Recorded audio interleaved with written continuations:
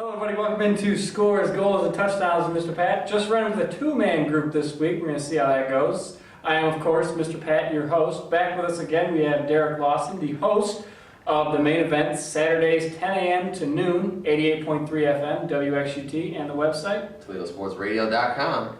He's also he does play-by-play for the Rockets, and he is on the scout team for the UT women's practice team. Yeah, tell us what that's like. It's got its good days and its bad days. Nama Shafir is an outstanding player. Yes, she is. I think this year the women will probably win the MAC tournament and really? Hopefully make a decent run in the NCAA tournament. The way they're playing, they're really focused this year. Well, here's hoping. They do have a really good team. They've been fun to watch for these past few years. Exactly. But we're going to do things a little bit different. We're going to go backwards. We're going to start with the NFL. Really quick, we have a pick'em league here on the show. The top four right now, we have Amanda with 37 points, Norton with 36, your fearless host with 34, and Nick Wagner is trailing at 31. You have a girl leading? Don't worry. Okay. Don't worry. I got it right where I want it. Okay. But anyway, the biggest story that's going on, the biggest thing that happened Saturday, Al Davis, very charismatic, very outspoken owner of the Oakland Raiders, died. He was having trouble for a while. Everybody kind of knew about it, but the Raiders kept it very tight-lipped. Now, the man, he definitely had his flaws and his faults. He was at times crazy, just always wearing his Raiders stuff. But you can't deny the good things he did for the sport. I mean, and we'd be remiss not to mention this. Right. Now, you're not a Raiders fan, but tell me your thoughts on Al Davis. Well, we've actually talked about Al Davis on the main event a lot, and we thought that Al Davis jokingly had died in 1996, and that this is somehow like a Tales from the Crypt Keeper type of deal with him. But he was a leading force with the NFL. He fought with Pete Rozelle for a number of years, and he basically hired the first black coach in the modern era. But I think, unfortunately, the good things that he did for the NFL, maybe its first, 30 years after the combination of the AFL and NFL will be forgotten because of the last probably 10 years of the Raiders. I mean, let's face it, the last 10 years the Raiders have been the doormat in the AFC West, and there's been questionable signings he's had with players that he signed to multi-million-dollar year deals. And Jamarcus Russell, I hope you're paying attention. Yeah, Larry Brown, Desmond Howard. Yeah. Prone to signing Super Bowl MVPs, and then they don't really turn out really well. But other than that, I think he was a great owner. I just think maybe the game had kind of passed him by the last few years, and then, that's what he's probably going to be remembered by. So that's unfortunate. But he had a commitment to excellence, and it was just win, baby. Yeah.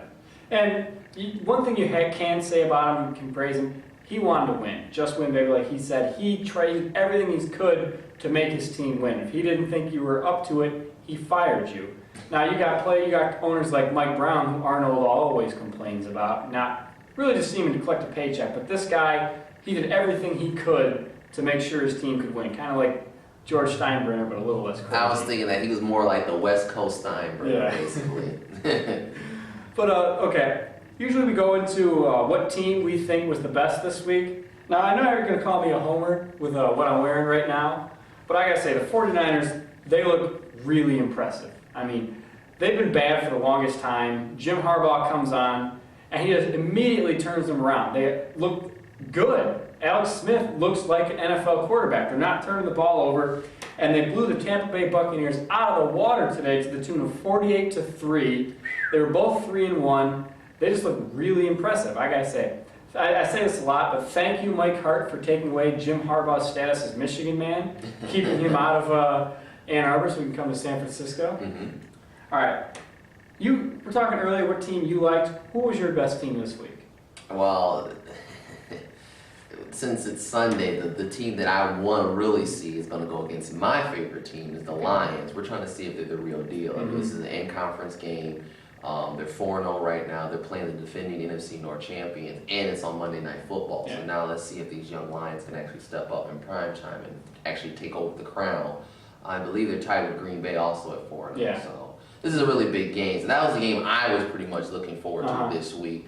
As far as right now, I would have to agree with you, the 49ers. I believe in my pick'ems on the main event, I picked the Buccaneers, but I picked the 49ers a week before that, and they lost. I forget who they lost to, but... Well, that was they lost to the Dallas Cowboys. Last week, they had that fourth quarter comeback against Philadelphia. Yes, yeah, so they lost to the Cowboys, which I was disappointed. But I saw them play their first week, and I thought they were really impressive. They looked more disciplined. Like you said, Alex Smith looks like a better quarterback. But then again, now he's got a real coach that's offensive-minded, and a guy that actually played as an NFL quarterback. And that's what a lot of people said that Alex Smith needed, was someone that knew the position, not just a defensive-minded coach that just go out there and throw the ball. So just run the ball. Just keep running. Yeah, I would agree with you. The 49ers are the ones that look the best this today. But after Monday night, I want to see what the Lions do. Yeah, that's card obviously subject to change. Right. Another thing with Alex Smith, he was around for a while, but he had his first 4 years, 4 different offensive coordinators. That is tough to get around. Exactly.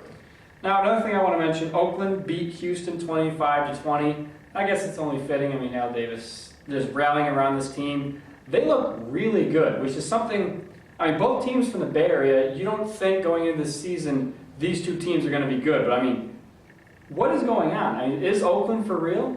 Well, I mean, the first game you watched them against the Broncos, he had a dominating performance against them. So, I mean, I'm not surprised he beat the Texans, even though guys on the main event were like picking the Texans. I picked the Raiders. I said, same here. Because Al Davis, passed away, but they're actually really good. Yeah. And then, Hugh Jackson has actually got that team rallied behind him. And my question is, what are you going to do with Terrell Pryor when he gets there? What is he going to add to the team? I mean, McFadden is running incredibly well. They've got a decent offensive line.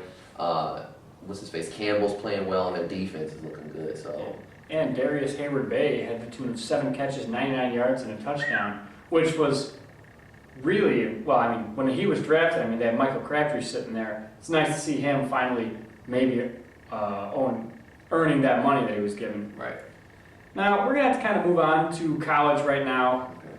Notre Dame beat Air Force 59-33. There's not too much we can say about that game. They had a bad team in front of them. They pounded them. That's what you want. They had no turnovers. And the biggest thing was they stopped the option. Well, I shouldn't say that. They scored more than the option team, which is something they haven't done. Navy has beat them up for the longest time, so it's nice to see that they finally are getting some wins against them. I think, it's kind of hard to say this, but I think Notre Dame I can finally say that they're a good team, and I think they'll beat USC, and there's really no reason they shouldn't have more than 2 losses when they go into play Stanford.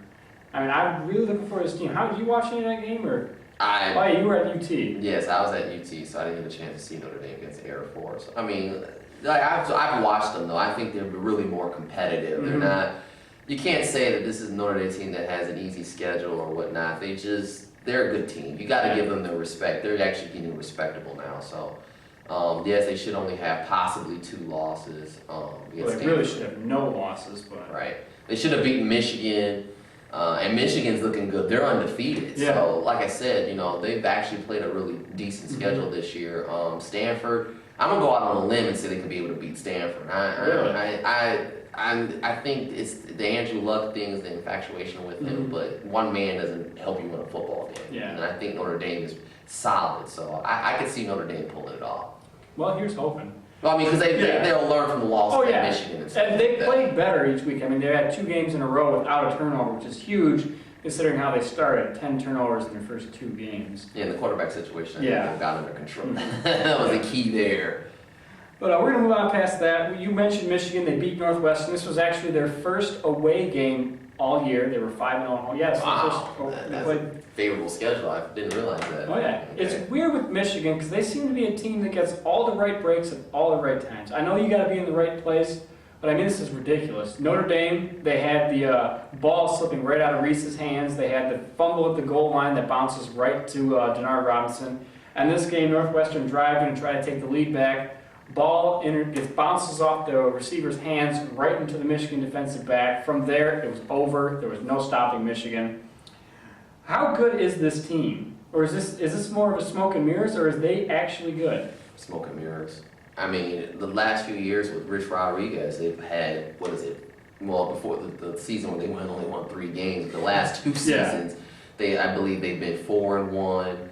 And I believe they were 5-1 at some point. Now they're 6-0. So they were 5-0, I think, the year before. Right. Yeah. So, I mean, they go off the fast starts, but Northwestern, decent Big Ten team. I mean, they played Minnesota. Yeah. I want to see what they can do against Michigan State. Mm-hmm. I want to see what they can do against Wisconsin. I don't know if they play Wisconsin this year. I think they might play Wisconsin. And I want to see what they do against Iowa. And then, obviously, the big game against Ohio State, which we don't know what that situation down there is going on. But Michigan, if you really think about it, who has Michigan really played? And Notre Dame is their best win. Exactly. They do have Michigan State next week, so it'll be interesting to see that game. Yeah, this will tell us what type of team Michigan. Now, if Michigan goes in there and puts up 59 points on like they did against Minnesota, then I say, okay, this team is for real. But not with Michigan State's defense. No. Yeah. Now we got to move on. You were at the Toledo games. We're going to talk about next. They just manhandled Eastern Michigan to the tune of 54-16. I don't agree with the two quarterback system, but yesterday, wow, their stats just jump off the page at you. I mean, that's the first thing I thought of when you see that game. That is how I'm guessing he expects it to be. Are you a fan of that system, or you like one quarterback and stick with him? In my honest opinion, yeah. They always say if you have two quarterbacks, you don't have none. Exactly. Terrence Owens broke the completion record of 93%, which he beat it by a 0.1% over Gradkowski. He was 92.9 against Buffalo in 05. I don't like it. I thought Danton was going to probably pretty much be the main quarterback because he's played two phenomenal games against Temple and Syracuse. But then again, this was Eastern. It seemed like against this team it was scripted. I mean, even though Eastern deceivingly was 3-2 and 1-0 in the MAC, it was scripted. They were going to go out there, put the two quarterbacks in. But I think as the season goes further along, I think he's going to go more with Danton. But I don't personally like the two quarterback thing. I think it'll catch up with them and it'll cost them a game if they keep doing that. I'd like to shout out, congratulations, Eric Page, breaking the career record for reception at UT. Mm-hmm. Hell of a career. Already as a junior, early in his junior career. All right, we got about a minute and a half to go left in the show, so we're going to talk about Ohio State gave up a 21-point lead. I mean, they lost 34-27. Braxton Miller went out, got hurt, and then that was it for him. Joe Bauserman 1 for 10. I mean, it's bad with a pick. I mean, that's phenomenally bad. You don't usually see that. I mean, but one thing the game did show that this is Braxton Miller's team.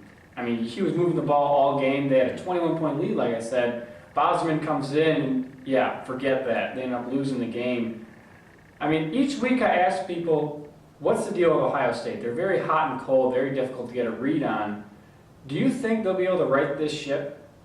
I hope so. I watched the game, and it was a totally different Ohio State team. Now, like I said, it falls down to coaching. It looks like Fickell reminds me of Cooper. It's a lot of sloppiness, no discipline. Miller's dancing around in the pocket. I said if he keeps dancing around in that pocket, he's going to get hurt. And sure enough, he gets hurt. Bowman, the offensive coordinator, is so vanilla, it's not even funny. And Bauserman, we don't know why not put Guyton in? I mean, Guyton's got an arm on him. Bauserman has no control over this team. Mm-hmm. I watched him down when they played UT. He doesn't have a connection with the receivers. No. He's terrible. You can't blame it on the receivers, and then Miller comes in, the receivers are making catches. Yeah. You just can't do that. So I don't understand why he's going with Bauserman, but it just looks like Fickell has a dumb look on his face, and he doesn't know what's going on. Well, we're going to take a quick break and come back and do Pat's piece. See you then. It's hard to sum up what Al Davis meant to football in a whole show, let alone one segment, but I'll do my best. People who were Raiders just had a different mentality than anyone else. Usually you see a team take on the personality of the coach. The New York Jets are a perfect example of that. But rarely do you see a team take on the personality of its owner. Yes, Al Davis was out there. I had never seen anything like his press conference explaining why he fired Lane Kiffin. On top of how crazy it was, the man used an overhead projector about 10 years after they were deemed obsolete. Despite all the off-the-wall stuff, he opened the door to a lot of people who wouldn't normally get them. Just win, baby wasn't just a slogan he liked, he lived it. He didn't care what race, sex, ethnicity you were, he just wanted to win. He hired the first black head coach in the modern era, the first Hispanic coach, and the first woman CEO in the NFL. Love him or hate him, it's safe to say there will never be another Al Davis. Thanks for watching Scores, Goals, and Touchdowns, Mr. Pat. We'll see you next time. Monday.